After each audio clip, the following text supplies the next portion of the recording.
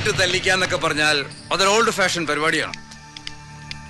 നമുക്കിവിടെ വേണ്ടാന്ന് തോന്നുന്ന ഒരാളുണ്ടെങ്കിൽ അങ്ങനെ തട്ടിക്കല്ലണം. നല്ല ഷാർപ്പ് ഷൂട്ടേഴ്സ് ആണെങ്കിൽ ഒറ്റ ബുള്ളറ്റ്.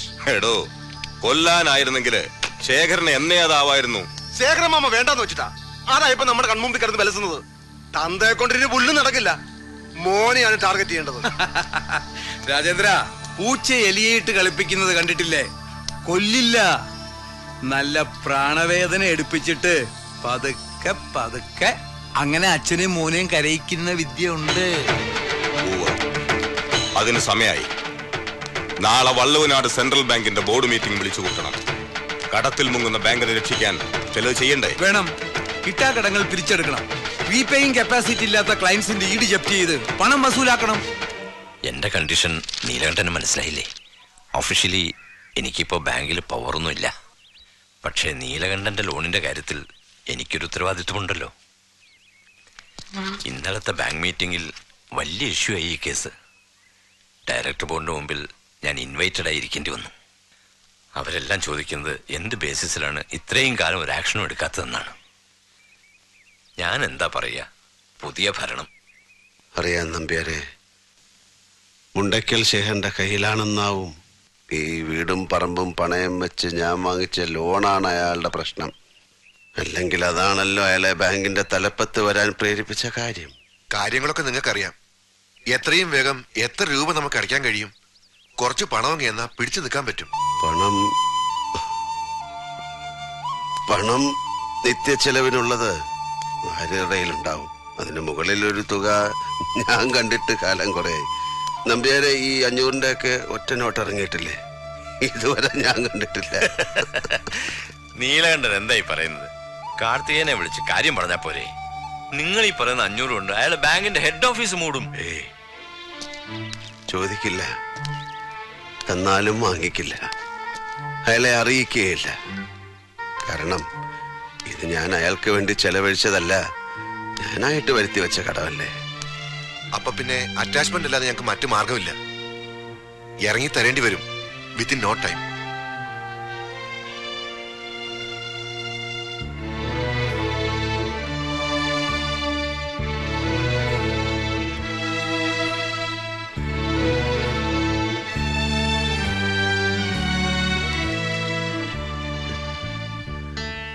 നമ്പ്യാരെ, പറമ്പിന്റെ തെക്ക് ഭാഗത്ത് എന്റെ ഭാര്യ സംസ്കരിച്ച മണ്ണ അത്തൊടി ഒഴിവാക്കി ബാക്കി ഭാഗം അറ്റാച്ച് ചെയ്തോളൂ. അവൾ ഉറങ്ങുന്നതിനടുത്തൊരു 6 അടി മണ്ണ് എനിക്ക് വേണം. അത് മതി. അത്രയെങ്കിലും ചെയ്യാൻ കഴിയില്ലേ നിങ്ങളുടെ ബാങ്കിന്? ഇല്ല, ആ പറമ്പും വീടെന്ന് പറഞ്ഞാൽ അത് മുഴുവൻ, അതിൽ നിന്ന് 1 സെന്റ് പോലും വിട്ടുകൊടുക്കാൻ പറ്റില്ല. ലോൺ എടുത്ത തുകയും ഇൻട്രസ്റ്റും കൂടെ കൂട്ടിയ ആ പ്രോപ്പർട്ടിയുടെ ഇപ്പോഴത്തെ മാർക്കറ്റ് റേറ്റിന് അത്രയും വരുന്നില്ല എന്നതാണ് സത്യം. ഒരാൾക്ക് മാത്രം ചില ഇളവുകൾ കൊടുക്കുന്നത് ന്യായമല്ല. സീബ്ര മാച്ചോർസ്, KPM ഇൻഡസ്ട്രീസ്, ഇവരെല്ലാം നമ്മൾ ഇതുപോലെ പിടിക്കാൻ പോവാ. ഇത് ബാങ്കിന്റെ നിലനിൽപ്പിന്റെ പ്രശ്നമാ. ഓടിയെടുത്ത് കടത്തി മുങ്ങി നിൽക്കുന്ന ബാങ്ക് രക്ഷപ്പെടണമോ എന്ന് മാത്രം ഡയറക്ടർ ബോർഡ് തീരുമാനിച്ചാൽ മതി. നമ്പ്യാരുടെ അപേക്ഷ പ്രകാരം നീലകണ്ഠന് കുറച്ചു ദിവസത്തെ അവധി കൊടുക്കാൻ നമ്മൾ തയ്യാറാണ്. പക്ഷെ അതുകൊണ്ട് കാര്യമില്ലെന്ന് അയാൾ തീർത്തു പറഞ്ഞല്ലോ. ഇതൊക്കെ തന്ത്രമല്ലേ? ആ വീടും പുരയിടും പറ്റാ എന്ത് കിട്ടും? അയാള് തലേന്ന് ഒഴിവാക്കാനുള്ള ശ്രമമാണ്. അയാളുടെ മോനെ അറിയില്ലേ, കാർത്തികേയൻ മൊയ്ലാളി. അപ്പൊ പണമില്ലാത്ത അല്ലേ പ്രശ്നം? അപ്പൊ വീടും പറമ്പും അറ്റാച്ച് ചെയ്യാൻ തീരുമാനിച്ചു. അതെ. മരണം കാത്തു കഴിഞ്ഞ കാലത്ത് മുഴുവൻ പ്രാർത്ഥന താൻ ഉറങ്ങിക്കിടക്കുമ്പം മരിക്കണമെന്നായിരുന്നു. കഴിഞ്ഞില്ല. താൻ യാത്ര പോലും പറയാതെ പോവുകയും ചെയ്തു. ഇപ്പൊ താൻ ഉറങ്ങിക്കിടക്കുമ്പോ ഞാൻ യാത്ര പറയുക. പടിയിറങ്ങുക നീലകണ്ഠൻ.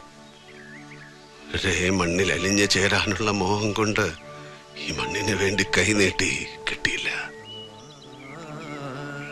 സാരമില്ലടോ, ഈ മണ്ണിലല്ല താൻ എന്റെ ഉള്ളിലാ ദഹിച്ചത്, എന്റെ നെഞ്ചില്.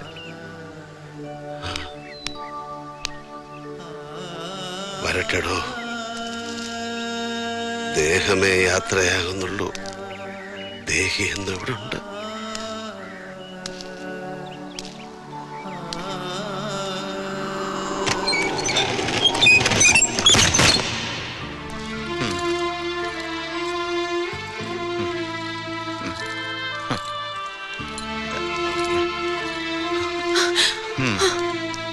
എവിടേക്കാ വരാമോ?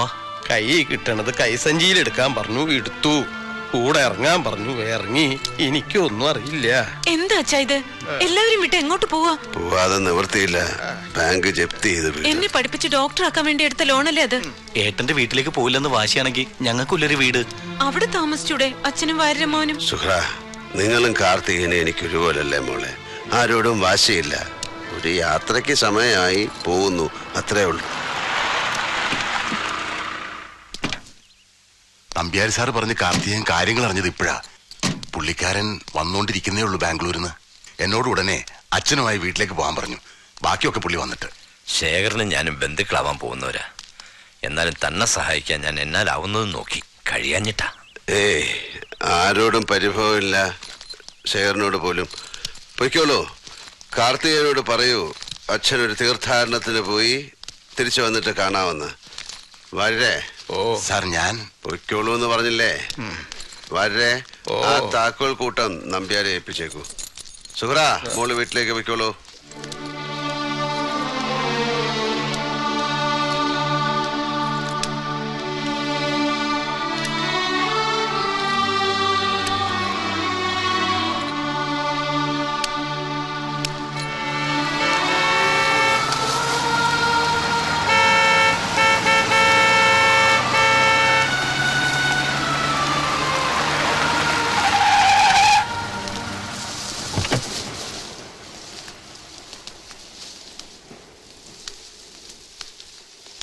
നിക്കടോ.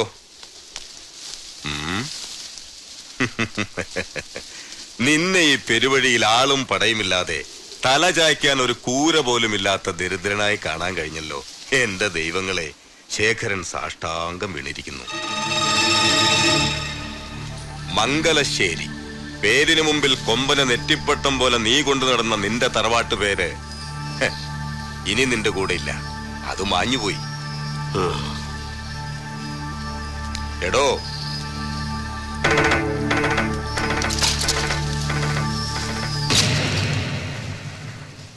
ശേഖര, നിന്റെ ഭാഷയ്ക്ക് ഒരു ശുദ്ധി വന്നിരിക്കുന്നു. മംഗലശ്ശേരി എന്ന പേര് മാഞ്ഞുപോയി. നല്ല പ്രയോഗം. മായണം, മാഞ്ഞു പോണം. പേരും ആഭരണങ്ങളും അടയാള ചിഹ്നങ്ങളും മാഞ്ഞു പോകും. ഒടുവിൽ നഗ്നദേഹമാണ് അഗ്നിയിൽ ദഹിച്ച് ചാരമാവുന്നത്. ഒരു രാജാവും ചെങ്കോലും കിരീടവുമായി പട്ടടയിൽ ഒടുങ്ങിയിട്ടില്ല. നേടിയതും വെട്ടിപ്പിടിച്ചതും ദാനം കിട്ടിയതും വീണു കിട്ടിയതും സ്വപ്നം കണ്ടതും കണ്ണിൽ കണ്ടതും എല്ലാത്തിൻ്റെയും കണക്ക് പുസ്തകവും പിന്നിൽ ഉപേക്ഷിച്ചാണ് പരിത്യാഗത്തിന്റെ യാത്ര. വാനപ്രസ്ഥം തുടങ്ങുക.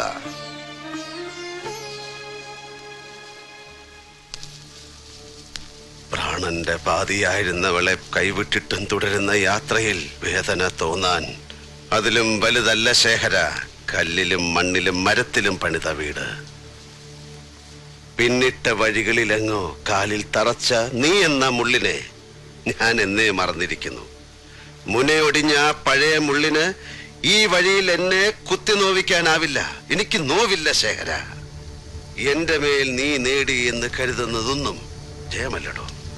എന്റെ ഹൃദയത്തിനെ, ആത്മാവിനെ ജയിക്കാൻ മാത്രം കഴിവ് ശേഖരനുണ്ടാകാൻ നീ ജന്മം പലതും ഇനിയും ജനിക്കേണ്ടിയിരിക്കുന്നു.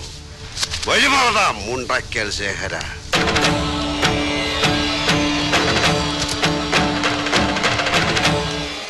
എവിടേക്ക്, എന്തിന്?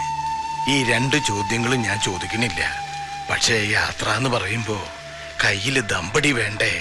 തീവണ്ടി കൂലിയും ശാപ്പാടും. ഭിക്ഷക്കാരുടെ നിഘണ്ടുവില് തീവണ്ടി കൂലിയൊന്നുമില്ലടോ. അപ്പൊ അങ്ങനെയായില്ലേ?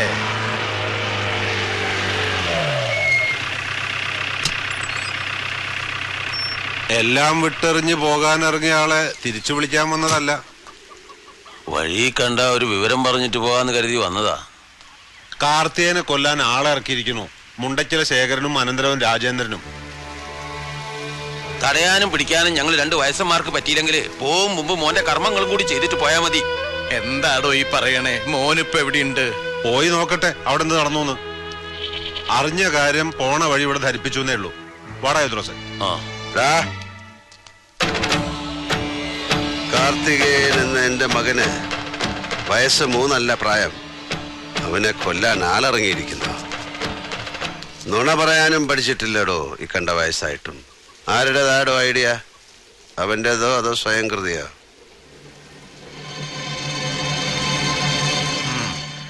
അപ്പോ അവൻ എത്തി, നന്നായി. എന്താ നീലകണ്ഠ സാറേ, അയാളെ കണ്ടൊന്ന് യാത്ര പറഞ്ഞിട്ട് നമുക്ക് വടക്കോട്ടുള്ള വണ്ടി പിടിക്കാം. എന്താ കാര്യം പറഞ്ഞിട്ട് പോവാന്നേ. സലാമേ, ആ ബാഗൊക്കെ എടുത്തങ്ങോട്ട് വെക്ക. കുറുപ്പേ വാടോ.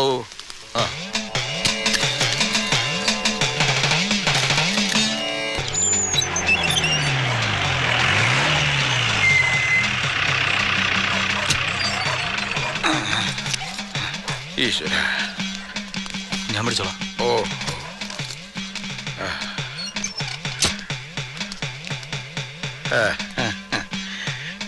ഇതാ അവിടുന്ന് കൊണ്ടുവന്നതാ.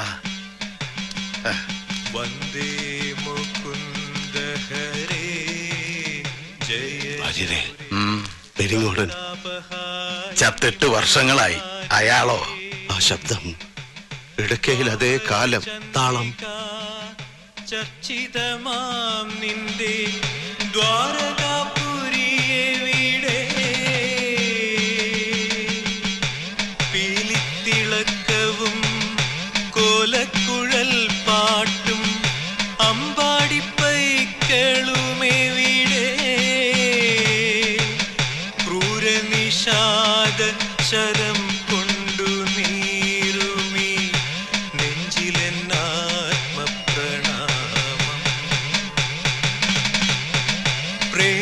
പ്രേമസ്വരൂപനാം സ്നേഹസതീർത്ഥ്യൻ.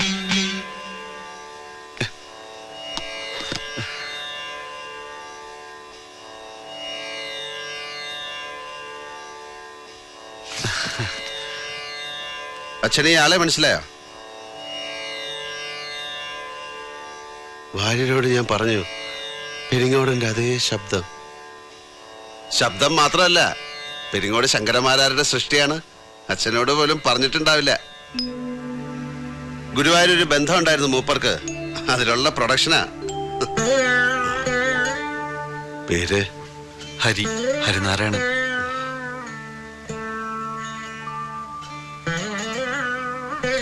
അച്ഛന്റെ കഴിവ് കിട്ടിയിട്ടുണ്ട്. സ്വഭാവം അതുപോലെ പകർത്തരുത്. അങ്ങനെ നടന്ന ജീവിതതാളം കുട്ടുമ്പ പിഴവ് വരുത്തരുത്. ഏതെങ്കിലും ഒരു മൂർത്തിയുടെ മുമ്പില് കൊട്ടിപ്പാടി സേവിക്കുക. സേവ നടത്തി കുടുംബം പുലർത്താൻ ഇടയ്ക്കേം തൂക്കിച്ചെന്ന് കയറിയപ്പോ ക്ഷേത്ര കമ്മിറ്റിക്കാരന്റെ ചോദ്യം, അമ്മയുടെ ജാതി, കുലം, പിന്നെ അതൊക്കെ തെളിയിക്കാൻ സർട്ടിഫിക്കറ്റും. ഗസറ്റഡ് ഓഫീസറുടെ അറ്റസ്റ്റഡ് കോപ്പി, ദൈവത്തിന്റെ കൊട്ടാരം വിചാരിപ്പുകാരൻ നടിക്കുന്നവരുടെ അന്വേഷണ കമ്മീഷൻ. ആ സമയത്താ എന്റെ കൈ വന്ന് പെടുന്നത്. കയ്യിലൊരു ഡിഗ്രി സർട്ടിഫിക്കറ്റ് ഉണ്ടായിരുന്നു. പോണ്ടിച്ചേരിയിൽ എൻ്റെ ഒരു സുഹൃത്തിന്റെ ഡിസ്റ്റിലറി കൊണ്ടാക്കി ഇപ്പൊ സെയിൽസ് മാനേജരാ. ജീവിതം സുഖം. കള്ളുണ്ടാക്കണ സ്ഥലമല്ലേ. ഒരു കുപ്പി സ്പിരിറ്റ്, ഒരു കുപ്പി വെള്ളം, പിന്നെ നിറത്തിനും മണത്തിനും ചേരുവകൾ സ്വല്പം. അങ്ങനെ ബോട്ടിൽ ചെയ്യണ വിദ്യ കണ്ട് മതിയായതുകൊണ്ട് പെരിങ്ങോടന്റെ മോൻ ഇന്നുവരെ ഒരു തുള്ളി കഴിച്ചിട്ടില്ല. അമ്മയൊപ്പുണ്ട്. സാറിന്റെ ദയ കൊണ്ട് അലട്ടില്ലാതെ കഴിഞ്ഞു പോണു. മതി. മനസ്സിലെ സോപാനത്തിൽ നാരായണമൂർത്തിക്ക് കൊട്ടിപ്പാടാം. അത് മതി.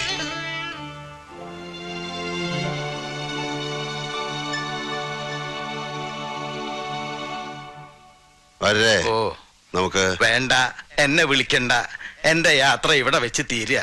ഇനിയുള്ള കാലം ഇവിടെ സുഖമായിട്ട് കഴിയാൻ തീരുമാനിച്ചു ഞാൻ. എനിക്ക് പുണ്യസ്ഥലങ്ങൾ കാണണ്ട. ഞാൻ ചത്തിട്ട് കാർത്തികേയൻ എന്റെ ചിതാഭസ്മം ഗംഗയിൽ കൊണ്ടുപോയി ഒഴുക്കും.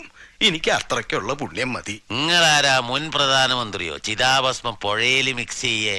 വേണ്ട, അത് കുഴച്ച് പത്തിരി ഉണ്ടാക്കി നീ നിന്റെ ഉമ്മാക്ക് കൊടുക്ക്. പോളെ വാരുടെ ബാഗും സാധനങ്ങളും അകത്ത് മുറി കൊണ്ടുവെക്ക്. വാരക്ക് AC ഉള്ള മുറി ആയിക്കോട്ടെ. സുഖായിക്കോട്ടെ കാര്യങ്ങള്.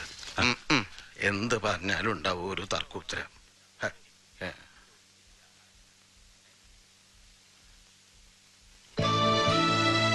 പണം അച്ഛനെ തോൽപ്പിച്ചു തുടങ്ങിയ കാലത്ത് അച്ഛനെ നോവിച്ചുകൊണ്ട് ഞാൻ വീട് വിട്ടുപോയി. വഴി എനിക്ക് തടസ്സമല്ലായിരുന്നു. പണം, കൈനിറയെ പണം കിട്ടാൻ ഞാൻ എന്തും ചെയ്തു. പക്ഷെ ഇന്ന് അത് മാത്രമേ എനിക്ക് കൂട്ടിനുള്ളൂ. കഴിഞ്ഞ 10 വർഷമായി ഞാൻ അനാഥനാണ്. അമ്മ കൂടി നഷ്ടപ്പെട്ട എന്നെ വിട്ട് അച്ഛനെങ്ങും പോകരുത്. മംഗലശ്ശേരിയിൽ അമ്മ തനിച്ചാണ്. ആ മണ്ണ് തിരിച്ചു കിട്ടണം. ആരുടെ കയ്യിൽ നിന്നായാലും ഞാനത് തിരിച്ചു വാങ്ങും. മംഗലശ്ശേരിയുടെ പൂമുഖത്ത് എനിക്ക് അച്ഛനെ കാണണം. ഇനിയുള്ള കാലം മുഴുവൻ